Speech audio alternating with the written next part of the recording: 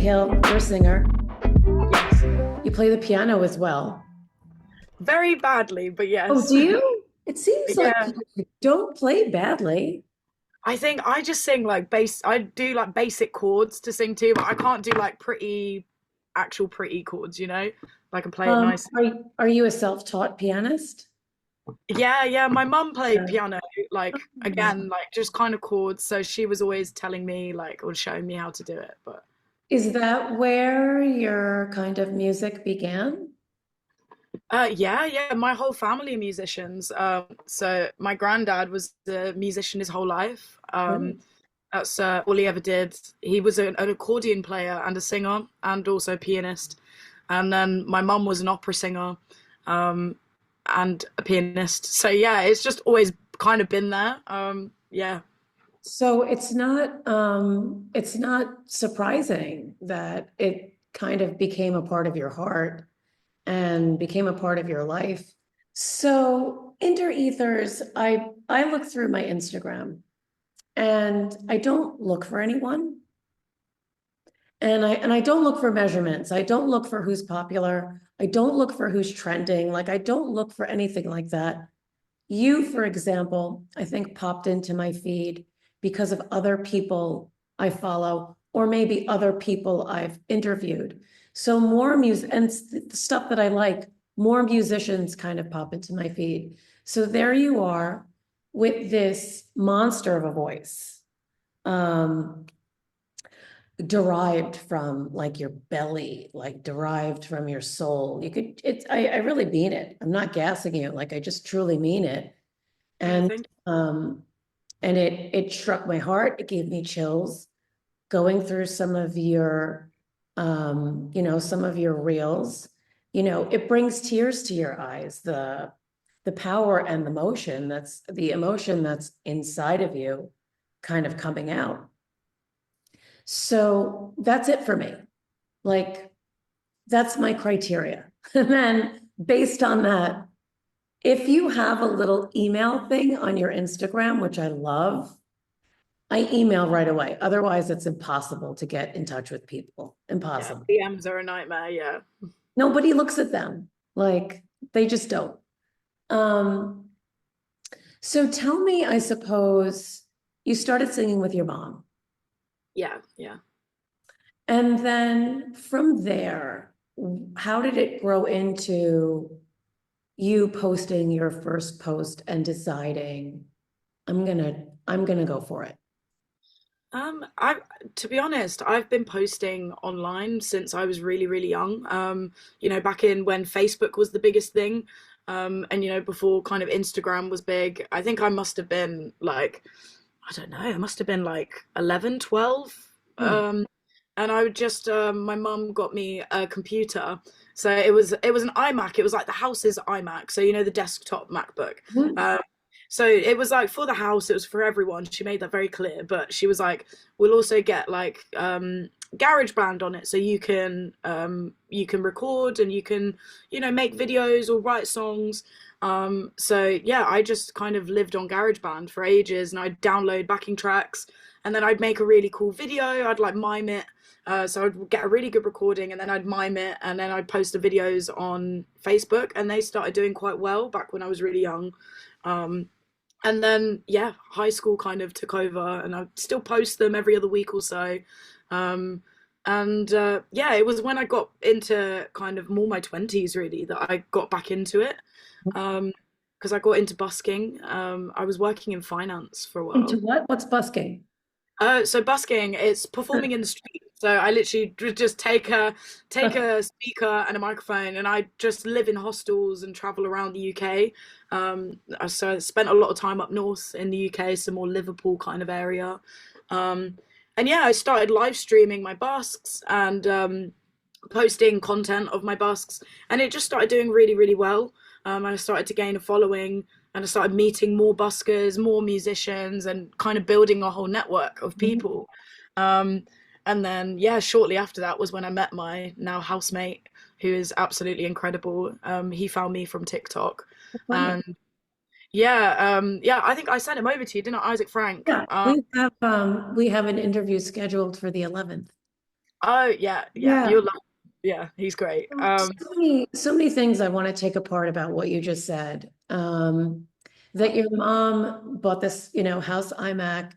What I love about that is she really saw that you loved singing. She really saw, obviously, our moms see us for the talents that we possess, the potential we have. And she really saw that in you and encouraged it at a young age, which I think is a really important part about building confidence in what you're doing, especially when you're putting yourself out on stage, busking, whatever, singing, performing in front of people. You really need to, if you don't believe it, I'm not going to believe it. The people that are listening to you aren't going to believe it if you don't feel it. So congratulations to your mom for really. She was great. Yeah. She was very intense, don't get me wrong. But yeah, she was great. Like if anything, we actually had a really rocky relationship until I started doing music full time, and then that's all she's ever wanted me to do. Um so now she's Not happy. want to in the beginning? But I think I just didn't believe in myself enough. I finished high school and I moved straight to London and got a job in a law firm working in finance. Mhm. Um, and I was doing I that for a while. And like yeah, it. yeah, I mean, it was okay. It was boring, but I found out that I was quite good with numbers, and I was like, okay, maybe this is what I'm supposed to do. Music's a fun thing, um, or like a side hustle. But then, yeah, I lost that job, and yeah, my mum was always like really angry at me for like throwing that away, like throwing the music away, and Mm. she was like, "You're just wasting yourself," and like you've got so much that you could do, like you could live a really really good life that you're happy in, and you're wasting it working in finance. And so she was really good with that. What's interesting is there's two kind of ways that parents kind of raise their kids. They either raise their kids to be safe, or raise their kids to kind of follow an innate passion that they have inside of them and encourage them to take those risks. And I think we're seeing more so today, you hear it a lot, that if you want to have a life that's kind of fulfilled and a life that you're happy with, you have to kind of exhaust what your passions are and what your dreams are and see what's the point, Yeah, you it's know? yeah, it's a strange kind of like middle ground to find. It's like it's you never work a day in your life if you do what you love. But then, even when you do what you love, sometimes it does feel like work. And then you kind of have to take a step back and you be like, actually no, like this is what I've always wanted. It's maybe just not what I fully imagined it to be, or there's actually a lot more things that are involved in this that I didn't realize were there. With the music industry, there are some really horrible things about the music industry that I had no idea that I'd have to encounter. What, But it, what are some of them? I'd say I think as a young woman in the industry, I find that sometimes when I'm in with more males in a room, sometimes I do struggle to get a word in sometimes, or sometimes I do notice that maybe what I say isn't really taken as seriously, or I'm just kind of belittled in my opinion. Sometimes I've noticed that when you're in a room full of kind of older white men, and it's just yeah, sometimes it's quite hard. But it's not actually something that I find is a daily issue. It's been a few circumstances that it's been like, right, okay, that was a bit but I'll get over it. I can stand my ground now. I got more confidence. I never used to be able to. Whereas now I'm like, no, you will listen. And yeah. I think that's the name of the game. I think that's across the board, whether you're in the music industry or you're in finance or whatever it is you're doing. Um, you really have to believe in your voice and believe in what you're saying. It's a very good friend of mine who's incredibly successful. She said to me years ago, and I never really got it until recently, but she said the person with the most confidence wins. And it's not about being cocky or arrogant, but it's about really being aligned with who you are and trusting that. regardless of what people want to say about your music, how you should use your voice, what it should sound like, what you should look like, all of these things that people want to come in and kind of manufacture you into something that's sellable. It's not you. Yeah. And what, I mean, I think originally, getting back to, you know, the original thing that was impressed on me about you was who you are and your voice and your passion and what's coming through originally through your score. The song that's out right now, I think it's out, I think, no, not Never Enough. Let me share something with you. It's you and Isaac on the roller coaster. Oh yeah, that one. Yeah, no, that's not out. That was I've just started trying to tease some things because yeah, I've always been really nervous to tease my own music because I just You know have as to. much as it's just the way it is, like the numbers will drop and like I What? just, I think my ego wasn't ready to see that yet. Oh, what? You know, Yeah. I mean, I'm literally out here taking a risk too. You know, why I started this was because I just had the idea. I just had the idea to have conversations with people based on the human connection, based on this kind of strange as strangers connections that we have inside of our hearts and just building on that. And I don't know if people are going to like it. I don't know if people are going to be bored out of their fucking minds, like listening to these videos. Like, I have no idea. And, you know, this self-doubt, you know, voice kind of just starts chirping in my ear, you know, but have to kick it out. It has no place here. It has no place in my dreams. It has no place in your dreams. And regardless of what the numbers are, you kind of, you can't focus on that. You have to focus on um, originally, did you like it? Did it make you feel good? Did you believe in the song when you were writing it down? Were you like, oh, I love this song. I think it's a good one. I think people will like it. Because I know that song with you and Isaac on the roller coaster is great. So do you mind if I share it? Yeah, of course, yeah. Okay.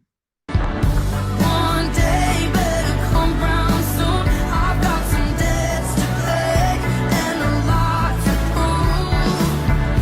One day better come round soon. I've come a long, long way and I've paid my dues. I'll make it there, I'll make it there.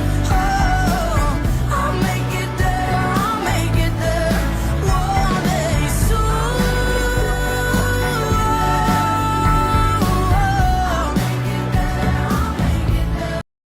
I absolutely love that song.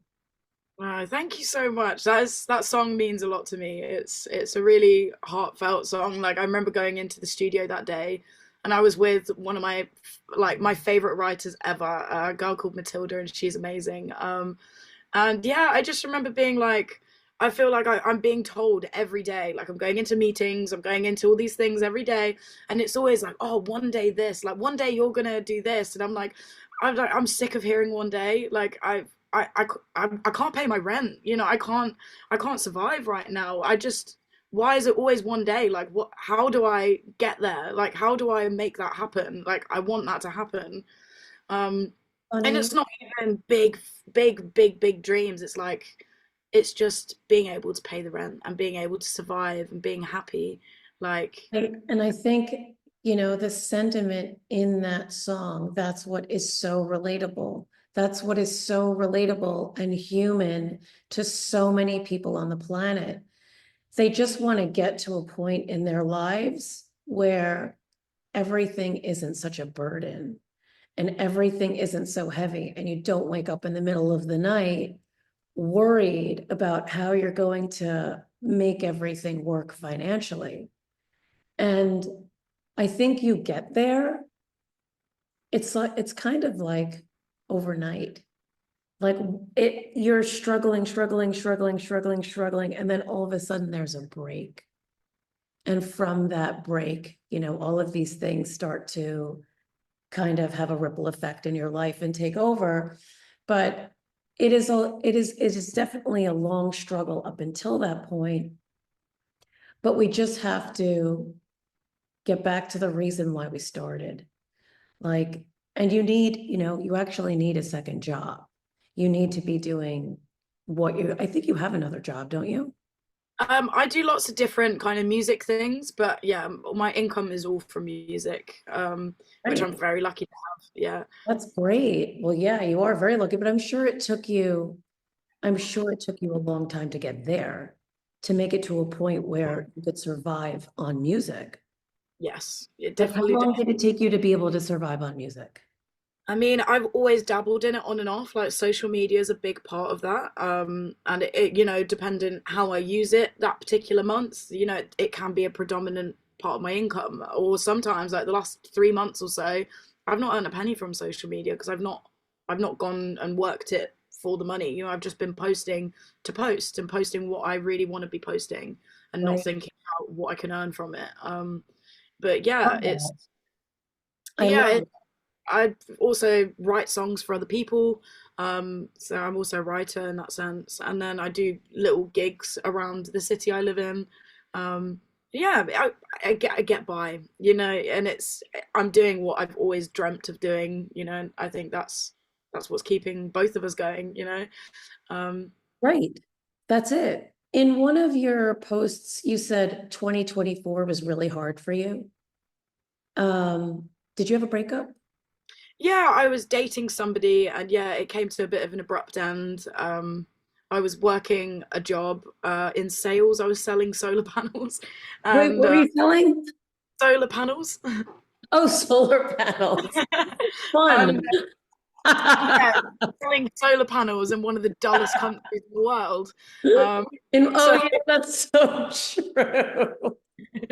so as you can imagine, it didn't go very well.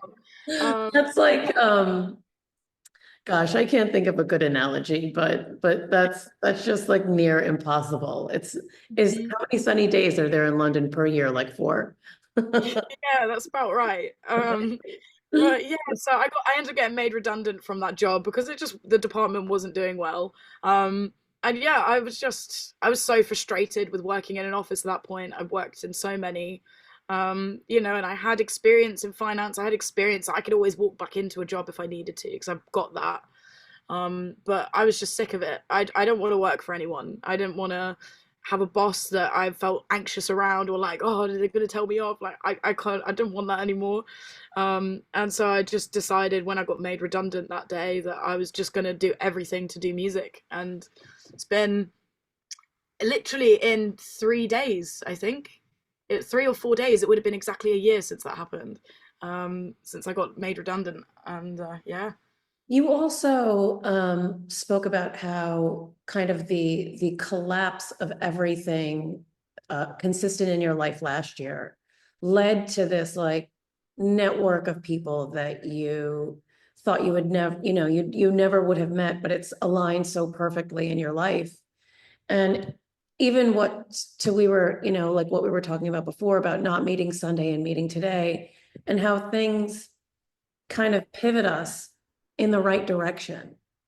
A heartbreak, losing your job, things falling apart in your life kind of open you up into possibilities of what you really want. I had a really challenging year at the onset.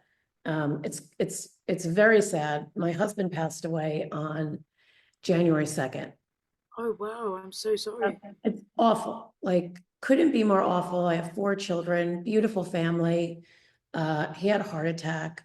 Um, I was working on this prior to him um, passing away, but it kind of, it kind of made this for me more do or die, um, so to speak, because I feel like it's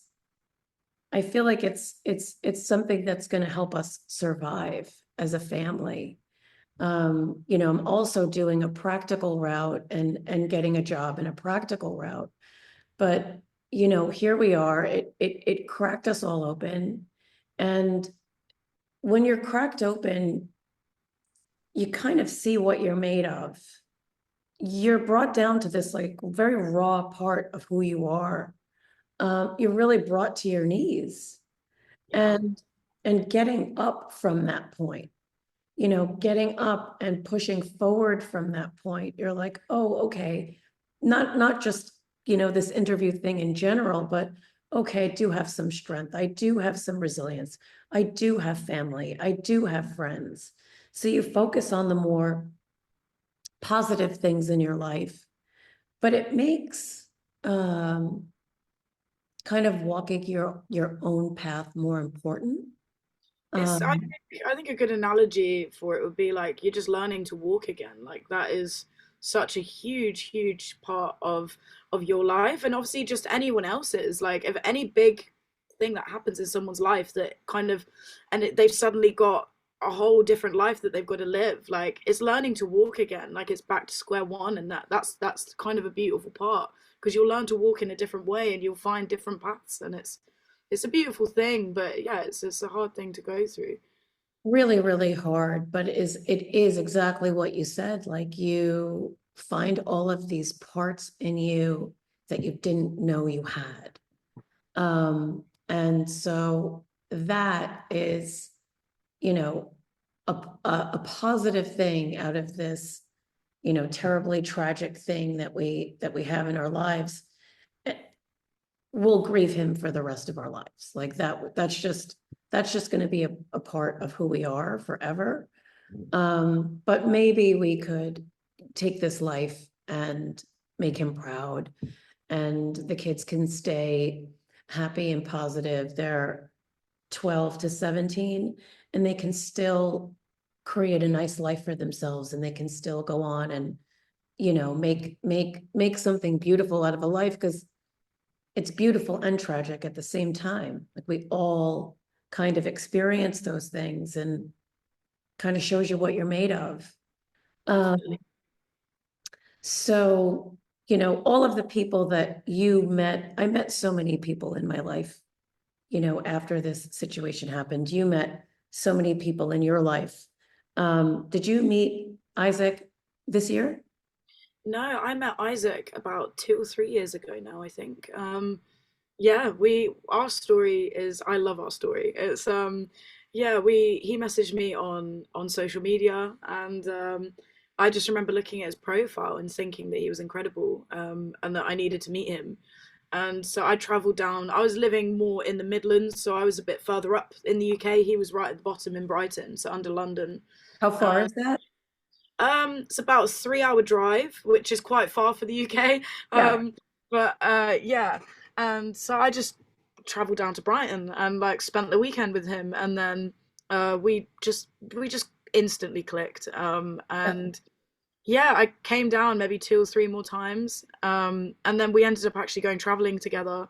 Um, Are you he had together? No. No, no, we're not together. Friends. Yeah, You're just friends. friends. Yeah. But yeah, and then we were traveling together. He had a contract abroad, and so I was like, oh, you know what? I'll fly out and meet you. Like, let's do something a bit weird and spontaneous. Isn't that So I flew strange? out, huh? Isn't that so strange and It's random? I find it strange because I've never felt a connection with someone so quickly before, and like traveling to a completely different country that I never would have even thought to go and see him, like, but it felt so right and I was so excited, and it was the most incredible trip. And we really want to go back someday, but it's yeah, it was on a night out in where we traveled, and we were like, we should live together, and you should come to Brighton.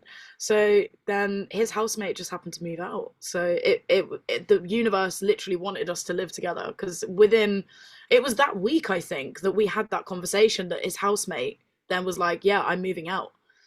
It was just meant to be.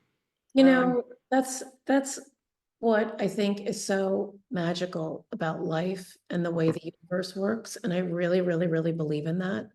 If you are in tune enough with yourself to be paying attention, I think you really have to be paying attention and have a little bit of openness, and also a little bit of caution because you don't want to, you know, thank God, Isaac's not a serial killer. I mean, Yeah. that's us. You know, it could Not go, that I know of, yeah. it could go. We have to be careful. It could go either way. But you have instincts, and especially when you're walking on your true path, I think the people that are supposed to be in your life appear. And you have to be open and aware to realize that that's someone that's a part of your journey. And it's so strange that he reached out to you, he felt your music in this connected kind of way, and you guys just developed this friendship, and now 3 years later you live together. Like, it's just so bizarre and so random, but it's not. It's meant to be. It Um, it was, yeah, 100%. Yeah, I mean, we've lived together 2 years now. right. Um, so yeah, it was just meant to be. I think the universe was looking out for us then, and yeah, You we've know, both lived so much together, and I think it's just crazy. when you told me about him, like, I thought to myself, I'm like, oh, that's not my process. Like, my process is like randomly finding the people. And then I thought to myself, well, that is a part of the process. Like, that's a different part of the process. It took a different route. So I couldn't be stubborn in how I was finding people. Like, I had to kind of, tweak my little mind a little bit. And I went through his stuff and I was like, well, this is a wonderful way to kind of take a new route into meeting people in this very connected way. And I love the fact that him and I have an interview coming up in a couple of weeks, and I went through his stuff and he seems super cool. Um, what's the station where you play a lot? It's Brighton Station. It's literally, yeah, I live right by the station, Is that so a train station? yeah, train station. Do you call it Um, the train? Do you call it something else? yeah, just train Okay, station. okay.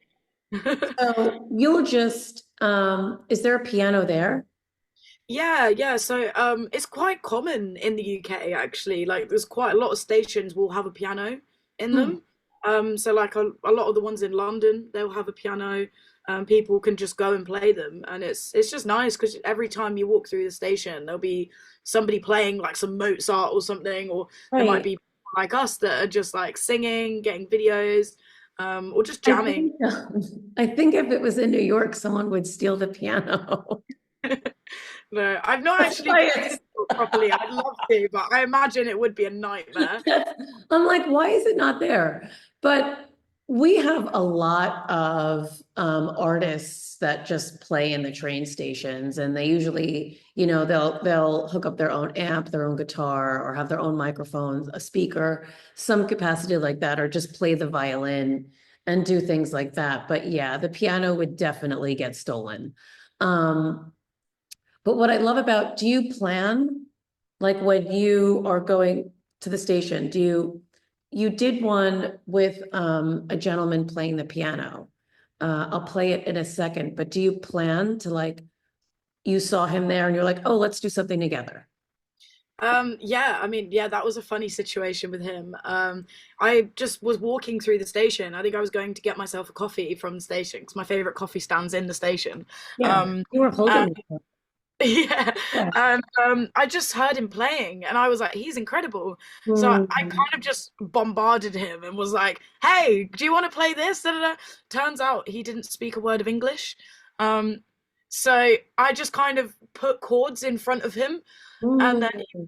yeah, and then he just played it perfectly, and then I just messaged him on Instagram, and he was obviously translating it on Google Translate, and we met up one other time, and yeah, he's amazing. But yeah, we can't actually talk, which is really interesting.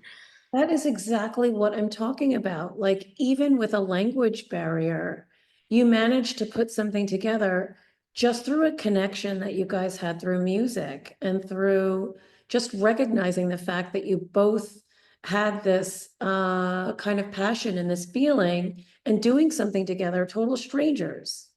I love that. And I think, you know, beyond just loving that, I think that it is the most important part of humanity. It's this ability to feel each other. And I think if everybody kind of dropped their defenses, we would definitely have peace on earth. The leaders of the free world, everybody, you know, everybody in power, drop your pretenses, drop your defenses, drop who you want us to think you are, and just be who you are. World would be a different place. I don't see it happening anytime soon, but but I see it happening in these small pockets, which is very hopeful. I'm going to share with you. Do you know what's his name? The piano player. Do you know his name? I he keeps telling me different names, but I don't think he realizes what I'm asking him. So I think it's Rose, his name, but he's Where's he also from? I believe he might be Moroccan French, but I'm not 100% sure. Okay. Uh, Okay. So yeah, Rose, the Moroccan French piano player. Hold on.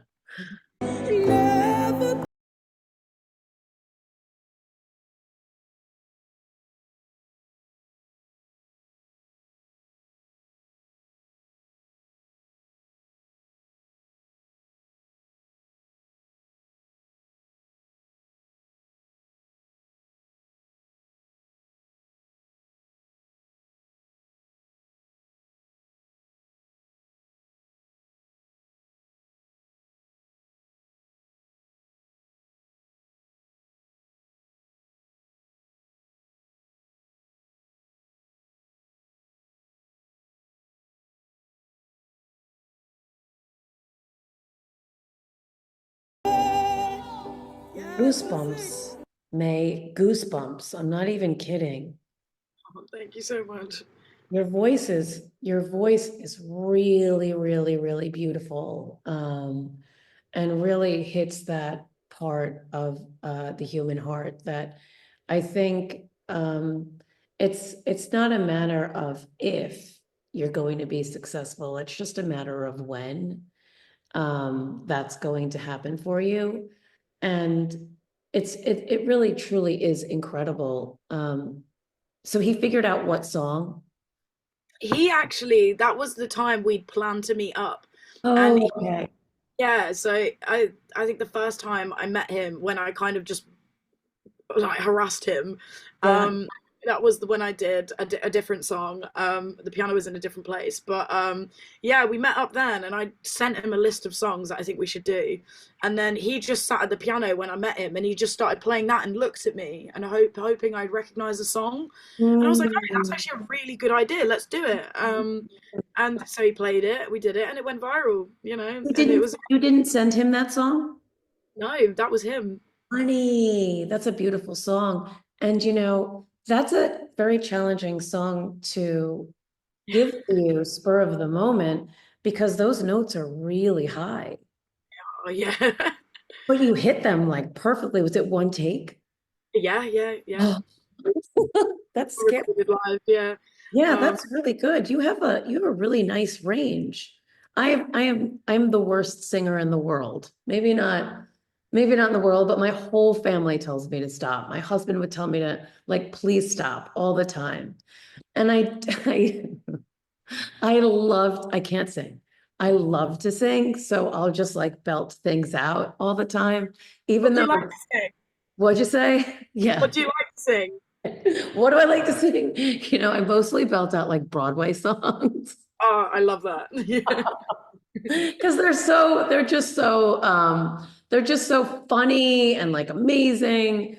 But yeah, everybody tells me to stop immediately. But yeah, the way you hit those notes is incredible. I mean, do you train your voice on a daily basis? I know you sing on a daily basis, but I mean, yeah, I sing. I'm actually probably one of the absolute worst people for vocal health. I really should be better.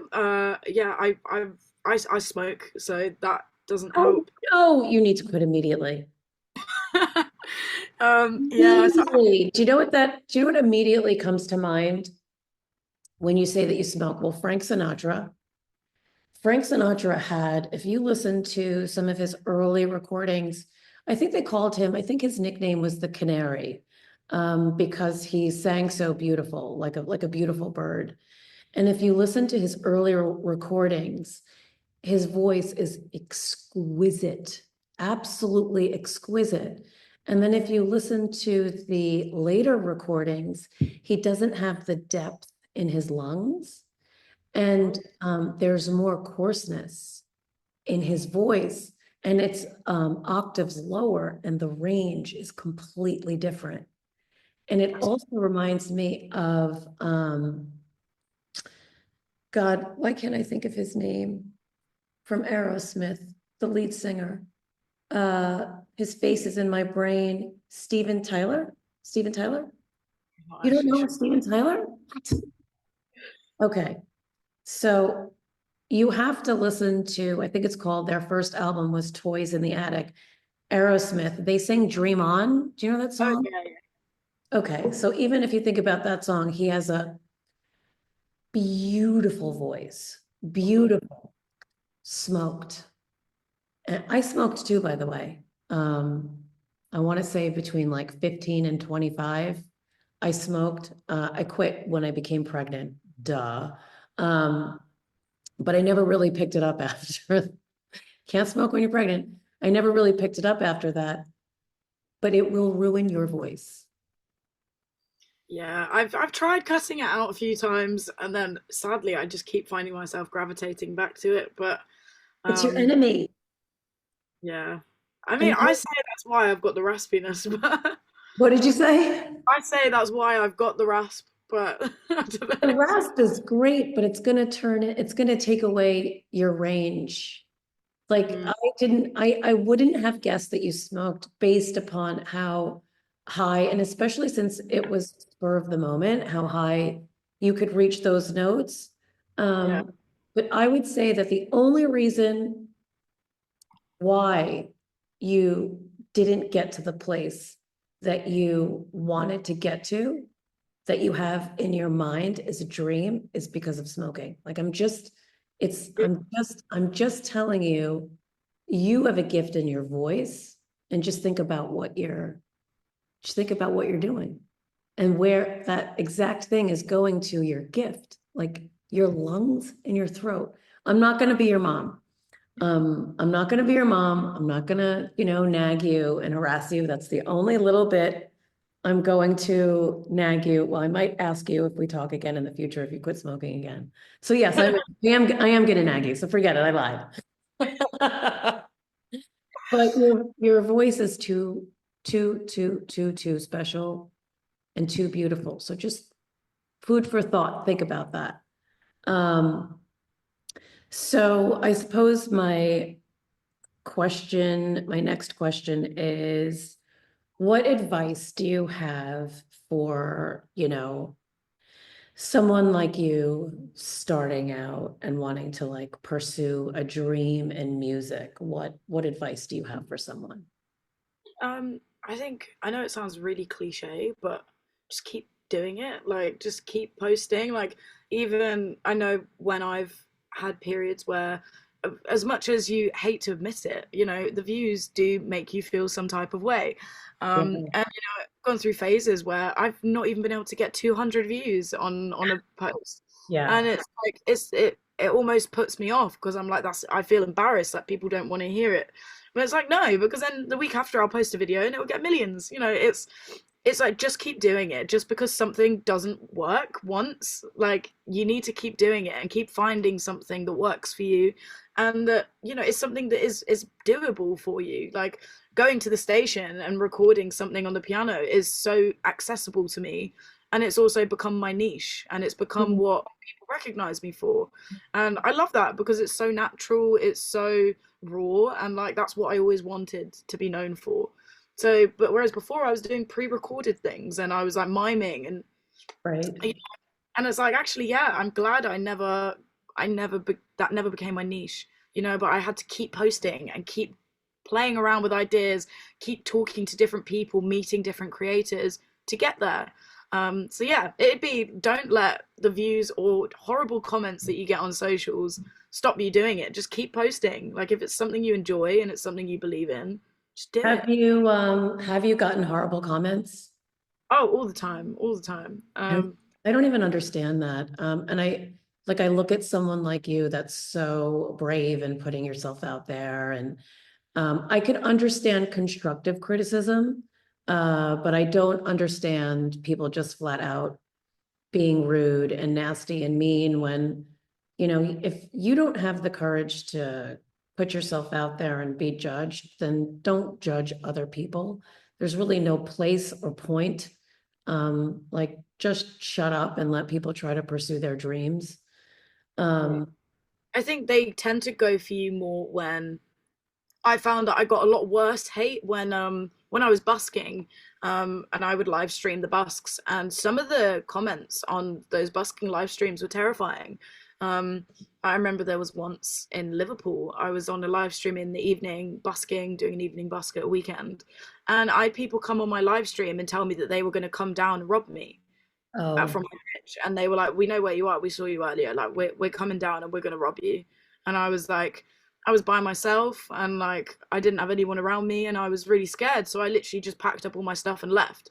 I think there's some situations where you've got to weigh up the, do I kind of ride this out and be like, no, they're just chatting shit, like they're not gonna do anything, or actually, what if they do come and I'm by myself? I can't afford to have my stuff robbed.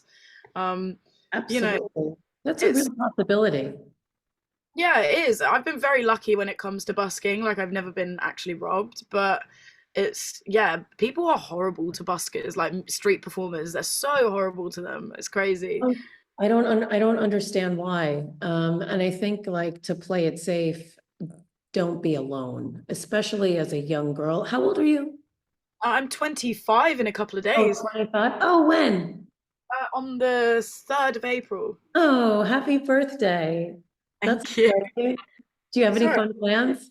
What am I doing? I think I'm just inviting some of the girls over for a little movie night and some prosecco. I think Nice. that's. I never really do much for my birthday. I think. You should celebrate yourself. I don't I used to do a lot for my birthday, but then it stopped for some reason. And I just decided like on my birthday, it would just be a day that like I don't want any gifts, I don't want a big party, but I'm just gonna celebrate myself and do the things that I absolutely love that day. Yeah, And that's a great way of honoring yourself. But I for find my that a lot more fulfilling than doing like a big party with lots of people involved. Like I'd rather just do something that actually just I really enjoy, like a spa day, or you know. absolutely, absolutely. Just really take a day, just to be like, happy birthday to me. I'm gonna gift myself with A, B, C, and D, and that's the day that I'm going to have. Yeah, But happy 25th birthday to you. You're a quarter of a century year old. It's a milestone. Uh, mm. tell me what your like, what's your wildest dream? Like, where is the dream? Like, where do you see yourself? I feel like I always seem to change it, but yeah, it's all kind of in the same realm. Like at the minute, one of my biggest dreams is to go to Nashville. Um, Mm, write in Nashville and just kind of stay there for a few months, maybe a couple of months, and just write with all the local artists there and kind of just learn about country music, and also go to like New Orleans. I'd love to go to New Orleans and like see all the street performers there and like network with them and like write for some of them and like learn from them. Like that's my biggest dream at the minute. just absolutely do it. I think it like, especially if you have these organic ideas and these organic kind of dreams that come into your mind's eye, they're there for a reason. They're landing for a reason. It's something you should definitely do. It's so funny. I expected you to say, I expected you to say something else like, oh, I see myself, um, selling millions of records or something like that. And just the fact that you said you wanted to dive into, you know, like the country style or like the Louisiana style of jazz and music and that kind of blues, kind of bluegrass kind of influence, it actually reminds me of your personality. And I mean this in a very positive way. It's raw and it's gritty and it's inside of, like, from what I said in the beginning, it comes from inside of your belly, from deep, deep down. And it makes sense that you would do something like that. And I think lastly, I'd just like to ask you, who are three artists that you would absolutely just love to work with one day? Oh, that's Christina Aguilera, 100%. Why? I've just always been in awe of her. Like vocally, like for a female vocal, she's always been my biggest idol. Mm. Um, the way she riffs and runs and the grit in her voice and how tiny she is as well, but how big her voice is. Like I find it incredible. Um, who else? I feel like I'd love to do some dancey, like maybe dabble in some dancey stuff. Like I feel like I'm really loving Ash Nico's stuff at the minute. Oh Um, gosh, who's that? she's quite a big artist, but she's not like crazy yet. But yeah, Ashni, I think it's Ashnikko. It's really interesting music. It's like it's worlds apart from what I'm kind of anything I've done. But I just think it would be really interesting. I find her lyrics really Oh interesting. wow, I'll have to check it out. Production, and then a third one would be I think Chris Stapleton. Oh, yep. Love, I'd love to watch him live, and I'd love to just work with him. Feel like there's a lot of country artists I would actually love to. I mean, Dolly Parton would be incredible. Oh.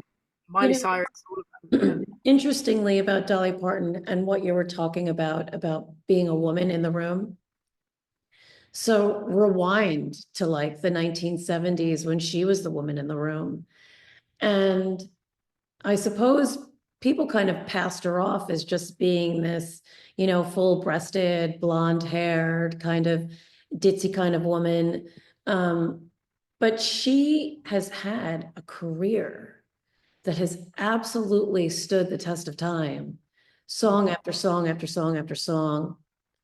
But she really is just someone that a lot of people can relate to just based on her genuine kind of way that she performs, and she's very down to earth. She's just like everybody else. She has this power and this kind of this aura about her that just she's just like a warm house with the doors like flung open, like everybody can come in. That's Dolly Parton. That's what Dolly Parton offers to the world. That's But such a nice way to describe her. I've never heard someone describe a person like that. I love it. but I just really want to thank you so much for being a part of this. It was an absolutely wonderful conversation. I can't wait for people just to, what I love about this is, like, you know, people like you, artists like you in this capacity. We see your songs and, you know, we see all of the work that you do, but I just love having this kind of platform to hear from you and hear what you have to say and hear about who you are and what you're struggling with and how you're persevering through this, you know, challenging industry for sure. But I really thank you for your open heart and being here and agreeing to do this. It was absolutely wonderful having you. Oh, thank you so much for having me. I've really enjoyed this. It's been really lovely meeting you. I wish you the absolute best. I hope all of your dreams come true. I hope you go to Nashville. I hope you go to Louisiana. I think those are all things that feel so right about your journey. And just keep putting that beautiful music out there because it's catching fire. Thank you so much. It's been such a Welcome. lovely chat with you. Absolutely. Same. Happy birthday. Thank you. Also, have an awesome 25th. Thank you so much. Have a lovely week. You too.